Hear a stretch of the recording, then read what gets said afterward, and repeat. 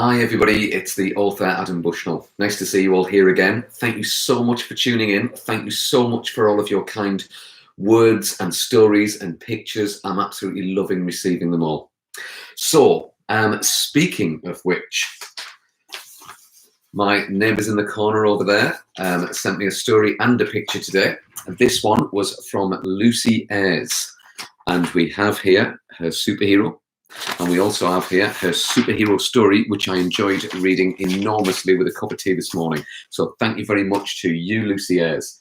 I'm going to show the pictures first, and then we'll start our storytelling session. Now, a lot of pictures to show today. Unfortunately, I'm now going to have to limit how many pictures that I'm going to be showing because I'm just being inundated, which is fantastic. But I'll just pull out maybe. I think the fairest way to do it is I'll show the first 30 that I receive from now on. Anyway, more news about next week's posts later. Before that, two birthday announcements. First of all, happy 7th birthday to Keaton. Happy birthday to you. And also another birthday is James, who is 4 today. So happy birthday to you, James. We've also got a picture of yours coming up shortly. Now, pictures, I am going to fly through. Made a couple of mistakes yesterday, so I've got a new system that I'm trialing out today so that hopefully I don't make any mistakes. Firstly, this is, I'm going to dig it up and show you. Now, yesterday, I made a mistake with Harry Horner's picture, so I'll be showing you that one next week. Before that, here we have Ted Fisher. Yeah, this is Aiden's incredible picture that we have here of a super villain and a monster, etc., etc. We've then got, we're going to go straight over to Ted Fisher. Well done to you, a gifted and talented writer if ever I've seen one. He's only 5 years old. Then we've got Spy Fairy by Emily Deacon. Well done to you.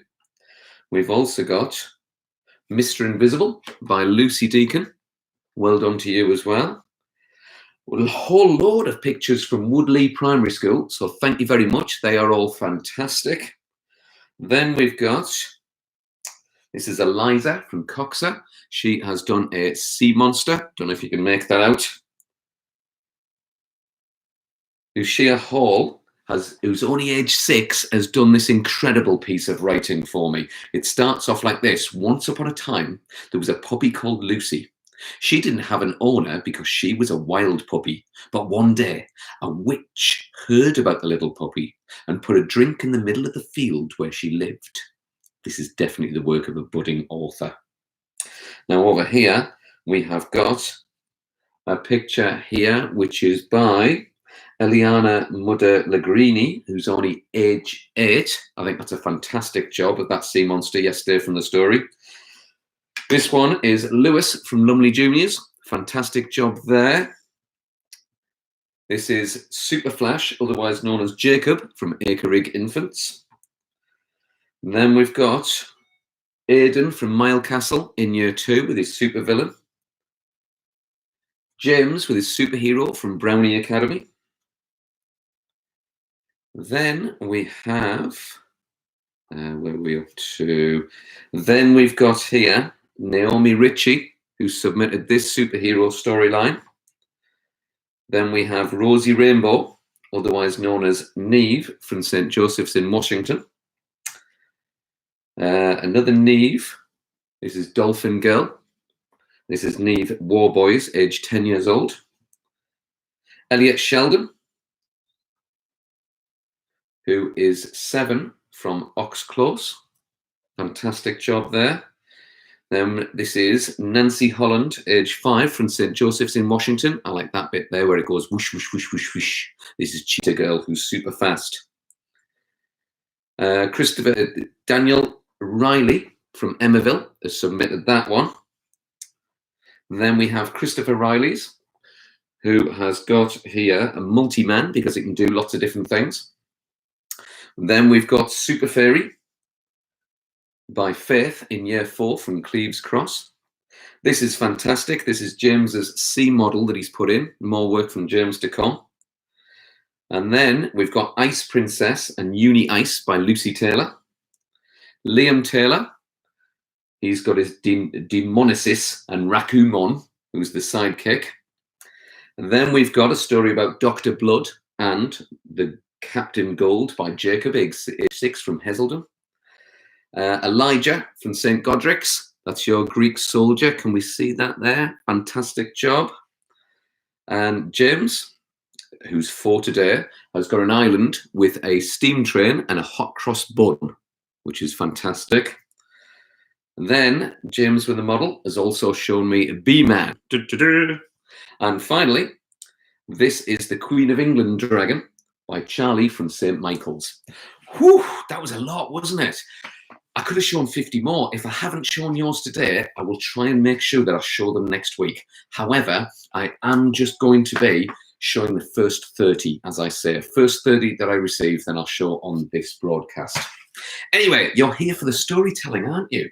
Thank you so much for keeping me entertained. Now, hopefully, it's time for me to keep you entertained as well.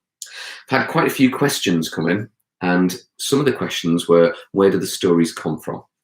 Well, some of the stories are very old stories, like the ancient Greek myths. Some of the stories are quite new stories that either I've written or have adapted from traditional tales.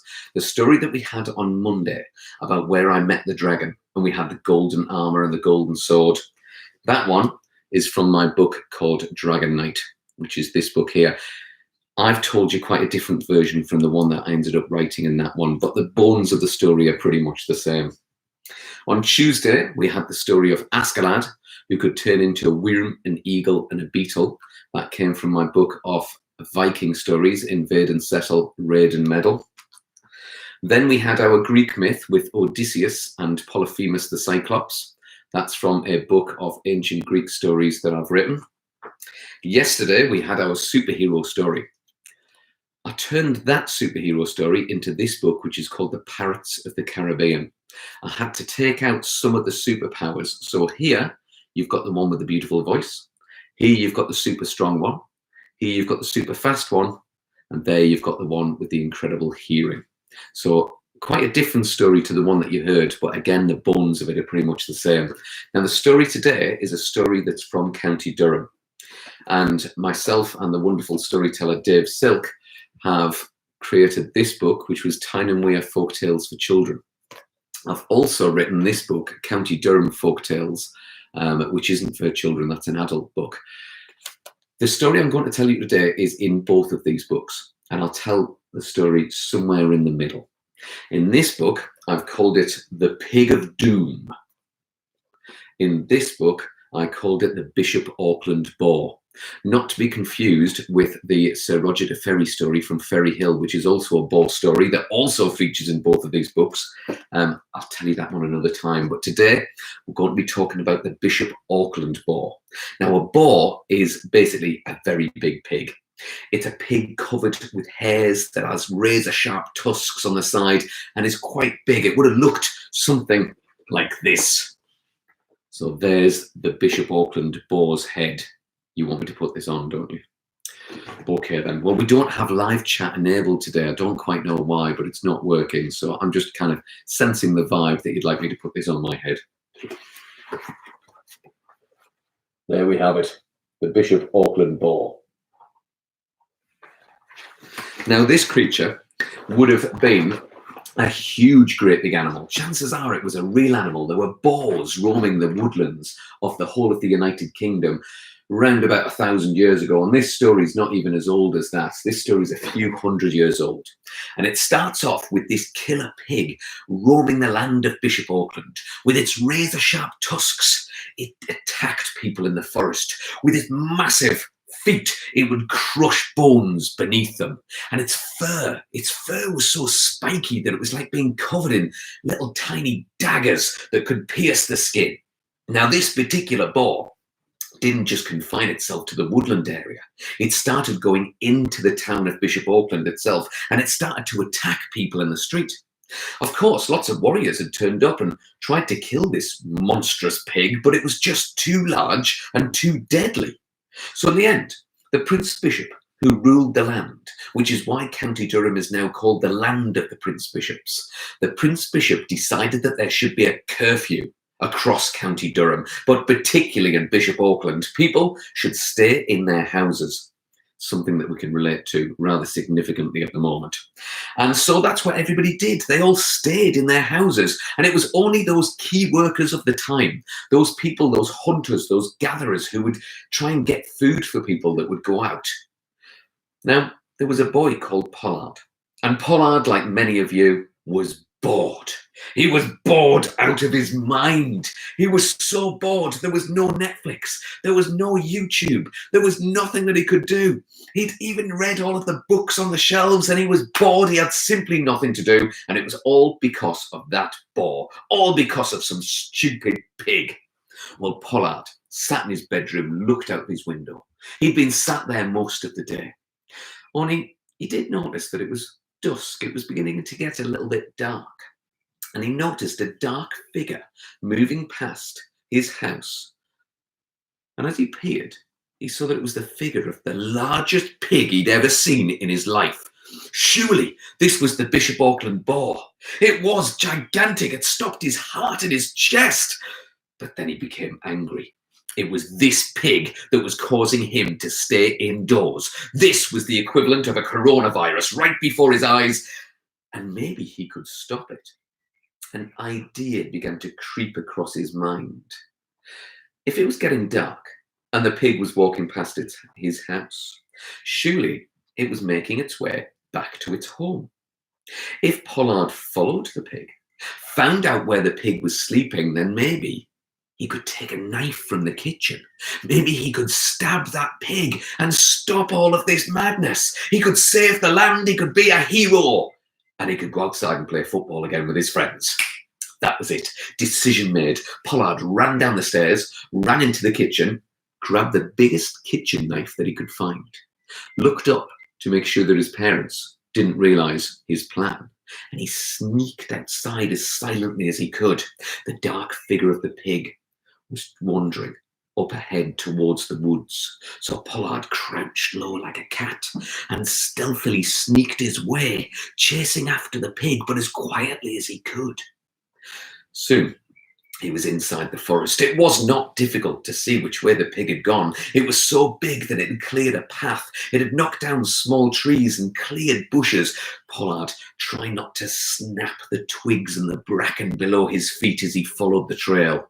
And after a little while, he saw a huge, great big pit that the pig had dug with its massive cloven feet. The pig had lined the sides of the pit with soft ferns and mosses and grass. Pollard crouched in the undergrowth and waited. His little eyes peered forward and watched the pig settle down to the ground, his chest heaving up and down. And when the breathing became rhythmic and slow, then Pollard was convinced that the pig was asleep. Pollard crept forward. He slid down into the pit. He got closer to the pig, as close as he dared. And still, that chest was heaving, and there was a light snoring sound. Pollard got even closer. He could see the pig's heart beating, thudding like a drum in its chest. Pollard got the knife at the ready. He was going to plunge it into the pig, so he lined it up. He lifted up the knife. He took in a deep breath. He closed his eyes, and when he opened them, he realized that the pig's snoring had stopped. He looked up. He saw the pig was looking directly at him. Pollard shrieked, and he jumped and turned, and he ran, and the pig let out a snorting sound. Furious with Pollard for daring to climb into its pit, he jumped to the side of the pit. Pollard ran through the forest as quickly as he could, but the pig came charging after him. Like some great minotaur, it thundered towards him. Pollard was small. Pollard was never going to be able to outrun that pig. He turned and he saw the pig drawing closer and closer, and at the last possible second, Pollard jumped out the way. Whee! And the pig went thundering past. The pig was furious. It turned around. It stamped its foot. It scratched the ground in front of itself, and it charged at Pollard once again. Pollard He steadied himself, he readied himself, and at the last moment, whee, he jumped over to the other side. The pig thundered through the undergrowth, turned around and charged again, and Pollard kept on leaping out the way at the last possible second. He was small, but he was fast, and whee, he jumped to one side, whee, he jumped to the other side, whee, he went this way, whee, he went that way, he weed all over the forest, until eventually the pig was exhausted. It stood there breathless and panting, and then it sunk itself down to its knees with its great tongue lolling to one side. That was the moment that Pollard needed. He took the knife and he plunged it into the pig. He stabbed the pig right through the heart, and the pig instantly fell down dead. Blech. Pollard wanted to go to sleep right then and there.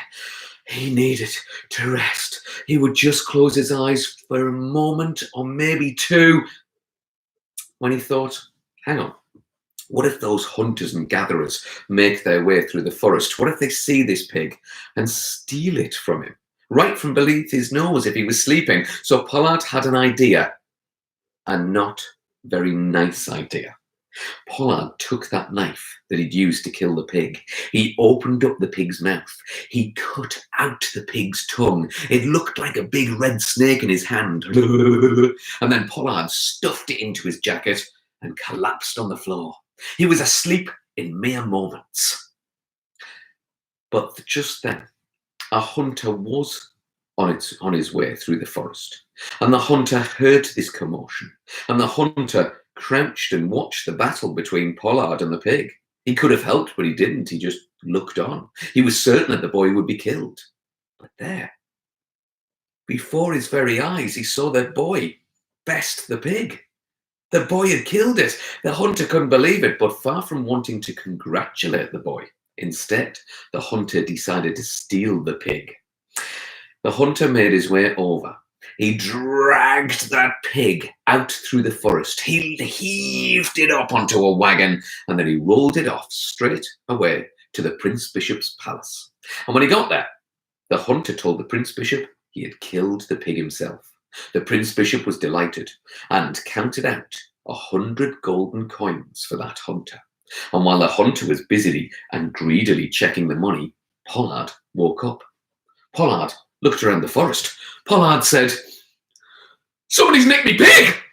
That's outrageous! Some hunter must have come through, stolen my..." I know where he'll be. Pollard raced as fast as he could over to the Prince Bishop's palace. And when he got there, he saw hunter cutting up money, and Pollard screamed, "He didn't kill that pig! I did!" The Prince Bishop sat upon his throne, upright, and said, You're only a little boy. How could you have killed that gigantic pig?" I did. I killed it with this knife here. Can you not see the blood that's all over it?" "That doesn't prove anything," said the Prince Bishop. "Go away." "I swear that it's true. Look inside that pig's mouth." The whole of the palace crept forward. The pig's mouth was opened. It was missing its tongue. Pollard said, "How come I've got this?" and wiggled the tongue in front of them all. All eyes fell upon the hunter. The hunter turned round and said, Yes, sorry, I didn't really kill the pig. There's the money back. Bye." And he made a quick exit. Prince Bishop looked at Pollard and smiled and said, "You, my boy, you have made me very happy. You have pleased me. In fact, I like you so much that I'm going to eat my breakfast. You can take a horse from the stable, gallop across the land. Whatever land you could ride around, by the time it takes me to eat my breakfast, I'm going to give you that land. It shall be known as Pollard's land." "Oh, thank you very much," said Pollard. "I'll go straight away." So Pollard went off. The Prince Bishop sat down to a plate of sausages. Now, while Pollard was out galloping on his horse, the Prince Bishop was cutting into his sausages and pondering how many sausages he could make out of that giant pig, when all of a sudden Pollard was back at the palace. "That was quick," said the Prince Bishop. Why didn't you ride further? You could have had more land." "Oh, no, it's all right," said Pollard. "I've got all the land I need now." "Really?" asked the Prince Bishop. Where did you go?" He said, "I went for a ride around your palace. That's all the land I need." The Prince Bishop said, "What?" He said, "Yeah, you said I could have any land that I rode around. Well, I've ridden around your palace, so you can move out whenever you like." "Right," said the Prince Bishop, and he stood up and Pollard said, I'm only joking. You keep it. Oh, thank you very much, said the Prince Bishop. Well, there's a very fine house at the bottom of the road that I'm sure you and your family can have that. Plus, there's the 100 golden coins. Pollard said, thank you very much. There's a street named after Pollard in Bishop Auckland. There's a pub named after Pollard in Bishop Auckland.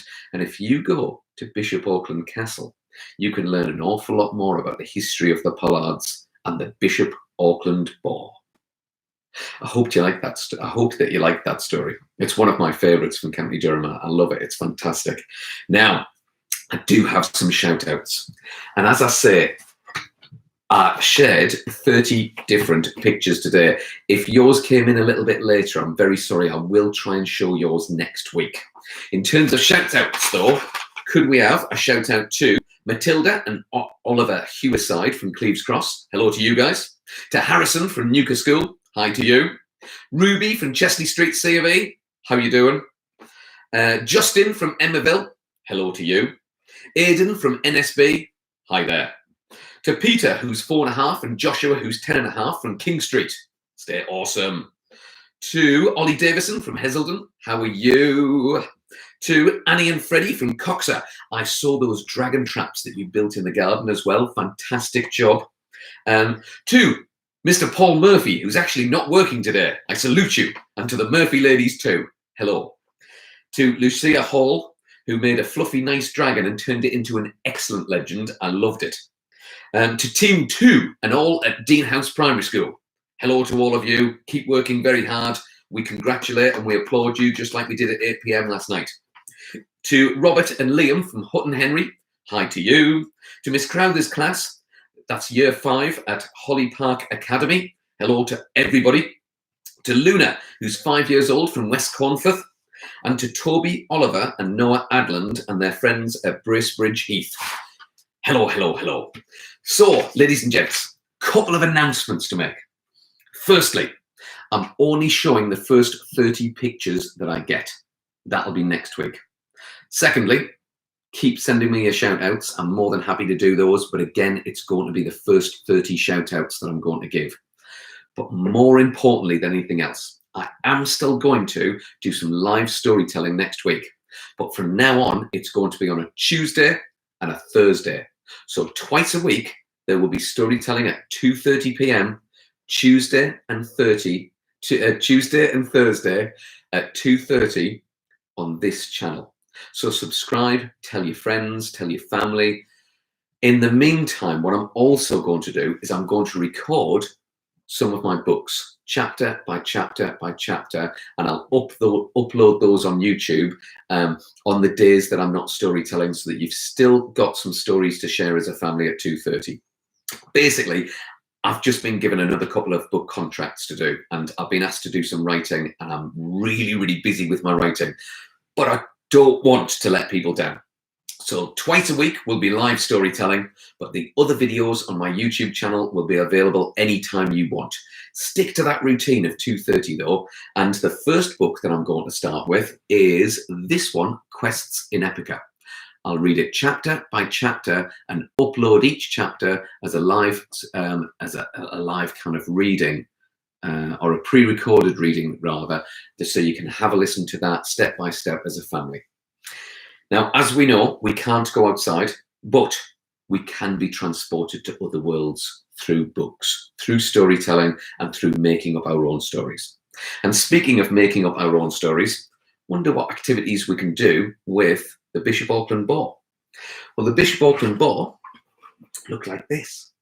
And as we know, this was a deadly creature.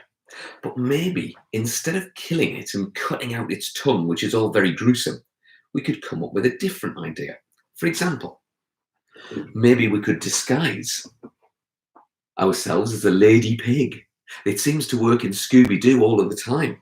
And so when the giant killer pig sees the lady pig, maybe they fall in love. Ooh. So you could come up with an idea of how to trap a giant killer pig. Or alternatively, you could take an animal, for example, a pig, Or it could be any animal. It could be a sheep, it could be a cow, it could be a duck, it could be a goat, it could be a donkey, or it could be a non-farm related animal. You could take an animal like a penguin, or take an animal like a narwhal, or take an animal like any animal, and then do something called beastify it. And when I say beastify it, I mean turn it into an evil creature. So I'm going to start off drawing a pig. There's its eyes. There's its snout. There's its mouth. And there's the pig's head. There's the pig's body with its curly tail at the back. There's its feet. There's my pig. Now, what I could do, he's got a weird shaped bottom, actually, hasn't he? He's already looking slightly beastified. In fact, I'm drawn straight away to that. I think I'm going to give that a bee's sting at the end. And then I might give him some horns. Grumpy eyebrows always seem to work to make something evil. It could have an extendable tongue that comes out, wraps itself around people, and then crushes them to death. On its cloven feet, it could have some claws. It could have some bat's wings on its back. The end of its tail could be in a spike like so, and it might be able to breathe fire. It could have scars on its body, an earring like a pirate, and sharp teeth. I have beastified a pig. What animal could you beastify? And then what possible way could you put yourself in the story as the hero? How could you try and defeat that beastified animal? That could be your activity. And that could be what you try and send me over the weekend and into the coming week. So remember, stay safe, stay positive, stay indoors. And keep tuning in. Recommend it to your friends and family. Let's grow this thing. Twice a week, 2:30, Tuesdays and Thursdays, live storytelling. But check out my other videos in the meantime as well. So thanks for tuning in, everybody. I really appreciate it. And hopefully I shall see you next week. Have a fantastic weekend. Stay indoors, stay safe, stay positive. Bye for now. Thank you, everyone.